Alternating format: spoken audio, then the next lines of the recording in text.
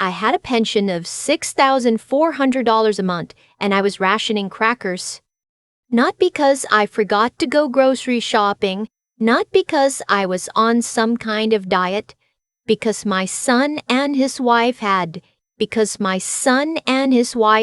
quietly, methodically draining every dollar I earned over 32 years of nursing before I even understood what was happening to me. Let me back up. My name is Dorothy, and I'm 67 years old. I spent the better part of my adult life working nights at St. Catherine's Medical Center in Columbus, Ohio, pediatric ward, then ICU, then administration in my last decade before retirement. I raised my son, Gerald, alone after his father walked out when Gerald was 4. It was just the two of us for a long time, and I won't pretend that didn't shape things between us in ways I didn't fully recognize until it was almost too late. When I retired at 63, I was in good shape. Not rich, but stable. I had my pension, $6,400 a month from the Ohio Public Employees Retirement System. My savings account with a little over $47,000 in it, and a 3-bedroom house in Westerville that I'd paid off 11 years earlier. I had my garden. I had my neighbor Ruth Ann, who'd been bringing me tomatoes from her backyard every August for 20 years. I had my book club on Thursday nights. I had a life. Gerald had always been a sweet boy. Sensitive, he called me every Sunday without fail, even after he married his wife, Melissa, and moved to Cincinnati. Every single Sunday, I used to brag about that to my friends. My son calls every week, I'd say, and I meant it the way you mean it when you're genuinely proud. He wasn't perfect. Nobody is, but he was mine, and I loved him completely. Then he lost his job. It was February, about 2 years into my retirement. Gerald worked in logistics for a mid-sized company that got swallowed up by a bigger one, and he was let go in the restructuring. He was 41. Melissa worked part-time as a dental assistant, but her hours had been cut. They had a mortgage in Cincinnati and 2 car payments, and, Gerald told me on the phone, they were 3 months behind on everything. "Mom," he said, "I don't know what to do." I told him to come home. I want to be honest about that moment because it matters. Nobody put a gun to my head. Nobody tricked me in that instant. My son was struggling, and I had a paid-off house with 2 empty bedrooms, and I told him to come home. That was my choice, made with love, made freely. What I didn't know was what would happen once they walked through my door. They arrived on a Saturday with a moving truck and more boxes than I expected. Melissa was polite that first weekend, helpful even, unpacking the kitchen, reorganizing the pantry. She had this way of doing things that looked like helpfulness, but somehow always ended with her in charge of whatever the thing was. By Monday morning, she'd rearranged my kitchen cabinets. I remember standing there looking for my coffee mugs and not finding them where they'd been for 11 years. Small thing, I let it go. Gerald started his job search immediately. At least that's what he told me. He set up his laptop at my dining room table every morning and spent hours on it. I bring him coffee. I was happy to do it. I was happy having him home, if I'm being honest. The house had been quiet for a long time. The first money conversation happened about 6 weeks in. Gerald sat down with me after dinner one evening and explained that the severance had run out and that they were still covering the Cincinnati mortgage remotely. They hadn't sold the house yet, were trying to rent it out, and that things were tight. Melissa thought it might make more sense, he said, if I added Gerald to my checking account so he could help manage bills while he was between jobs. Pay the utilities, keep track of groceries, that kind of thing. I remember sitting there trying to work out if this was reasonable. "I can just write you a check each month," I said. Melissa, from the other side of the table, said that checks were inconvenient and that this was simpler. She said it like we were discussing the weather. I said I'd think about it. 3 days later, I added Gerald to my checking account. I want to be very clear about the dynamic that had already formed in those 6 weeks, because it's hard to explain from the outside. It wasn't one dramatic moment. It was 100 tiny moments where I'd expressed hesitation and been made to feel that my hesitation was the problem, where I'd offered an alternative and been redirected so smoothly I didn't realize it had happened until later. By the time I added him to the account, I had this vague sense that I was doing something I hadn't quite agreed to, but I couldn't point to exactly where that had happened. The groceries started changing around month 3. Melissa did the shopping. She'd started doing it sometime in March, taking my car on Saturdays, coming back with bags. But the bags had less and less in them that I actually ate. I'd open the refrigerator and find things organized neatly. Melissa was very neat, but the yogurt I liked wouldn't be there. The good coffee would be replaced with a store brand. There'd be expensive cuts of steak I never cooked, 2 bottles of wine I didn't drink, and somewhere in the back, a few apples and some bread. I mentioned it once. Melissa said I'd told her I was watching my sodium and that she was just trying to help. I hadn't said that. I was fairly certain I hadn't said that, but she said it so confidently that I second-guessed myself. I started keeping a small amount of cash in my bedroom, $20 here, $40 there. For the first time in my adult life, I was hiding money in my own house. By summer, the sofa in my living room was gone. I came downstairs one morning and it wasn't there. In its place were 2 chairs from the guest bedroom that Melissa had positioned across from the television. The sofa was simply gone. "We sold it," Melissa said when I asked. "It was old. We're getting a new one." The new one never came. I called my sister-in-law Eleanor that afternoon. Eleanor had been my late husband's sister, but we'd stayed close after he left, which is its own kind of loyalty. I told her the sofa was gone. She was quiet for a moment, and then she said, "Dorothy, what's happening over there?" And here's the part I'm ashamed of. I backtailed. I told her I was being dramatic. I told her the sofa really was old. I said Gerald was stressed and that things would settle down once he found work. I hung up and stood in my living room with 2 mismatched chairs, and I told myself I was fine. I wasn't fine. By September, my savings account was down to $11,000. I'd gone online to check my balance and stood in the kitchen with my phone in my hand and just stared at the number. I pulled up the transaction history and there was withdrawal after withdrawal. Gas stations in Cincinnati, which meant someone had driven down there. 3 charges at a furniture store in Polaris that I'd never been to. Charges at restaurants I didn't recognize. Gerald's name was on the account.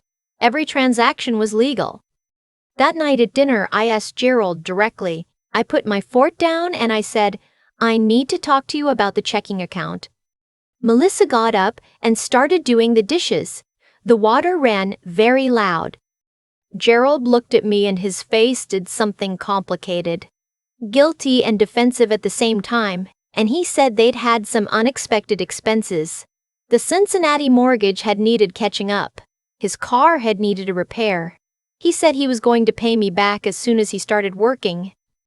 "When are you starting to work?" I asked. He said soon. The water in the sink kept running. I did not sleep that night. I lay in my bed and I thought about what I knew. I knew my savings account was nearly gone. I knew my furniture was disappearing.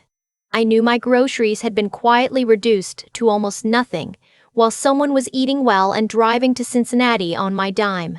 And I finally let myself know, that my son was not looking for a job.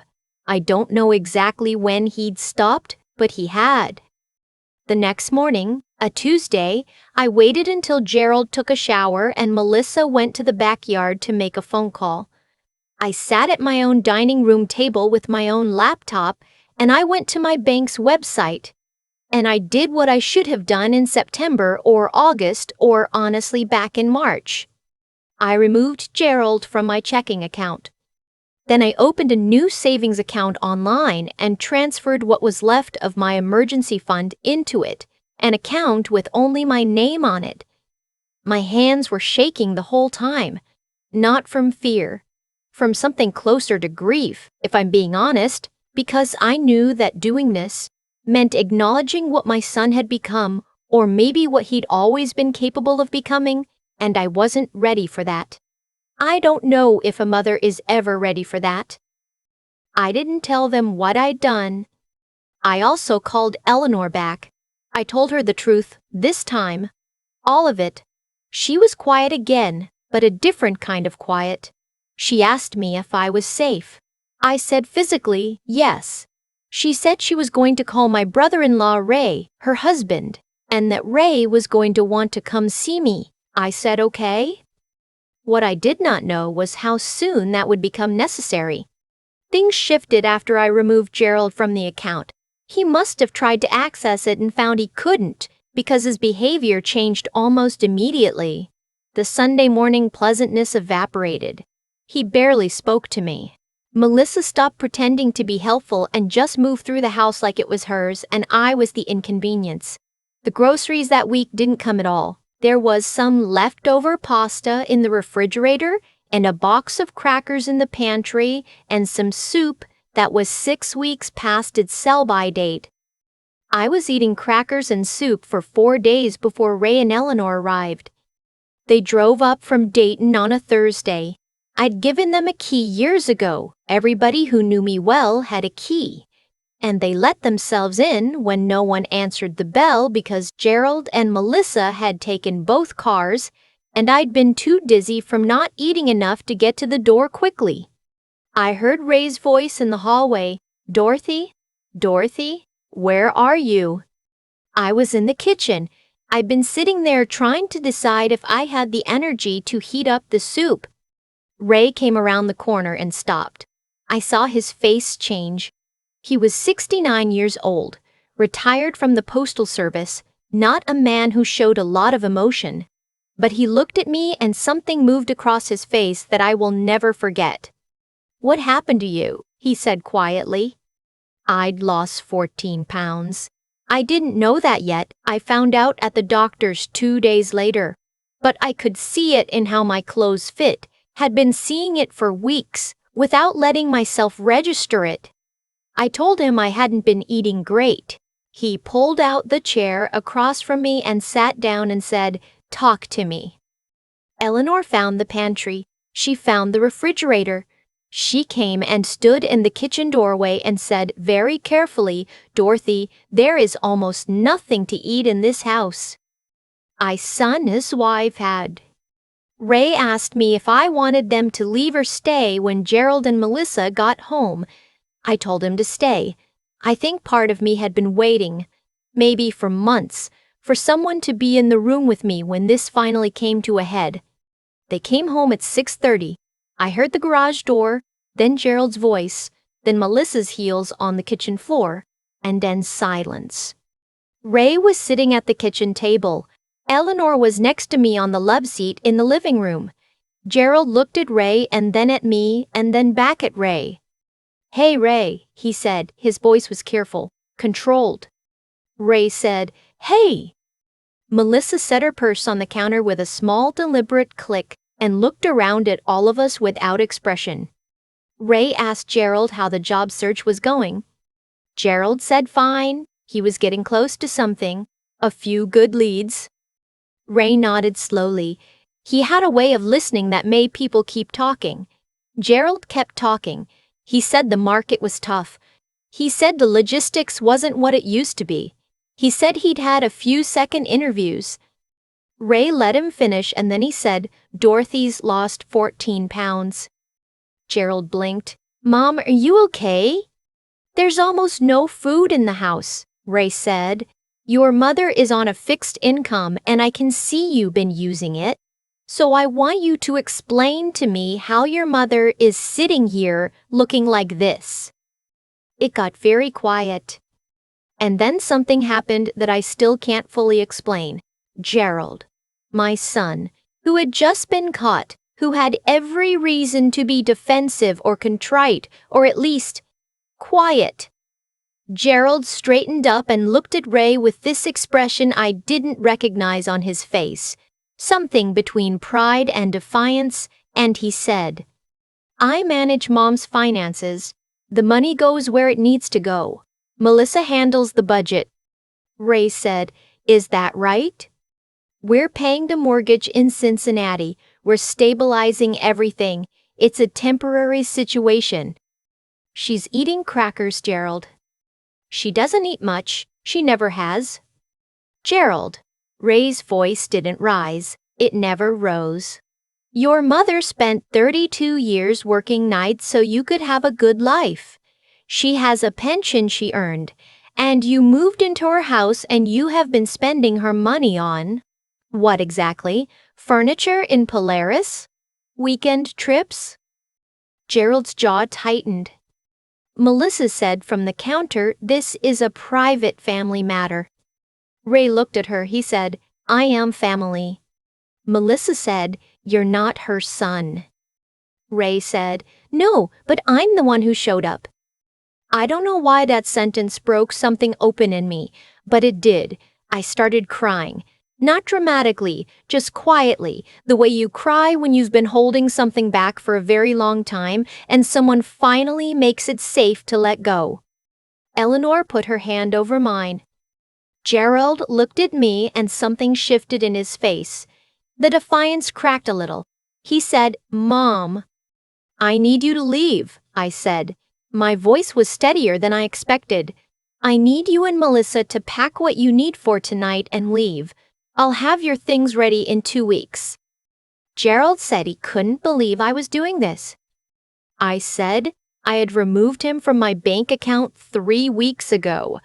I said Eleanor had the name of an attorney who specialized in elder financial abuse and that I would be calling her the next morning if Gerald didn't agree to leave voluntarily.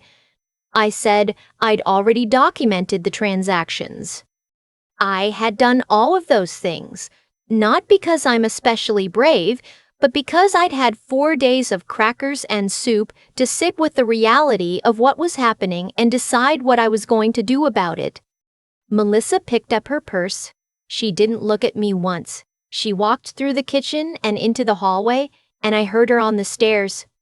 Gerald stood in the middle of my kitchen for a long moment. He looked like the 4-year-old boy whose father left, and I felt it in a place that will probably always hurt, but I didn't move. He said, "I'll pay you back." I said, "I know you'll try." He left. Ray stayed until after 9. Eleanor made scrambled eggs and toast, and I ate more than I had in weeks. We sat at my kitchen table and didn't talk about Gerald very much. We talked about Eleanor's grandkids. We talked about a trip to the Smoky Mountains they were planning. Ray fixed the hinge on my back door that had been loose since spring. Before they left, Ray stood in my doorway and looked at me for a moment. He said, "You should have called sooner." I said, "I know." He said, "You always were too hard on yourself about that boy." I've thought about that sentence a lot in the months since, because Ray wasn't wrong, but it wasn't quite that simple either. I wasn't being hard on myself. I was being a mother. And being a mother, I've learned, can make you blind to things that would be obvious to anyone standing 6 inches to the left of where you're standing. I did call the attorney Eleanor had recommended. Her name was Patricia Chen, and she was sharp and kind and patient. She walked me through my options and helped me understand what, legally, had and hadn't happened. Because Gerald had been on the account legally, prosecution was complicated. But Patricia helped me send a formal demand letter for the amount we'd calculated, roughly $22,000, and she was clear that if it came to civil court, the transaction records were damning. Gerald paid back $14,000. He didn't do it all at once. He did it in installments over about 8 months, which means he found work after all, or Melissa did, or they sold something. I don't know. I didn't ask. I deposited every check without comment. The remaining $8,000 I let go. Not because I didn't matter. It mattered. But I made a decision about what I wanted the rest of my life to look like, and chasing my son through civil court wasn't part of it. Ruth Ann brought me tomatoes in August like she always does. Book club started back up in September. I had the house painted in October, a color I'd always wanted and never gotten around to. This soft sage green that makes the whole place feel different. I eat what I want to eat. I sleep in a house where everything is exactly where I put it. Gerald has called twice. I answered both times. We talked for a few minutes. About nothing much. The way you do when you're not sure where the conversation is allowed to go yet. I don't know what becomes of that. I genuinely don't. What I know is this. I have my pension. I have my house. I have a new savings account that only I can touch, and a financial advisor named Susan who helped me set up automatic transfers, so I always know exactly where my money is. I have Eleanor, who checks in every week. I have Ray, who fixed my door hinge without being asked. And I have something I didn't have a year ago, which is the knowledge that I can protect myself. That I am not too old, or too tired, or too afraid of being alone to draw a line and hold it. That knowledge cost me more than I want to think about. But I own it now, the same way I own this house. Paid in full, in my name, nobody else on the deed. I think about the crackers a lot, not in a dramatic way, just the way certain small, specific things stay with you after something big happens. I was 67 years old. I had a pension I'd spent 32 years earning on night shifts, and I was sitting at my own kitchen table rationing crackers because I hadn't yet let myself fully believe what was right in front of me. That's the part that took me the longest to make peace with, not what Gerald did, what I allowed, slowly, one small concession at a time, because I loved him and I was afraid that love had an expiration date. There's something that happens when you raise a child alone. You pour everything into that one place, and somewhere along the way, the line between loving them and losing yourself gets very blurry. I don't say that to excuse anything. Gerald made his choices. Melissa made hers. But I made mine too, and the first step toward anything better was being honest about that. What I've come to understand is that the people who take advantage of you rarely announce themselves. They don't arrive with bad intentions written on their faces. They arrive with moving boxes and a reason that sounds like family. They rearrange your kitchen cabinets and call it helping. They take your debit card and call it managing. And if you're not paying attention, if you've convinced yourself that suspicion is the same as cruelty, you hand over the keys to your own life one small permission at a time. The thing that saved me wasn't Ray showing up, as much as I love him for it.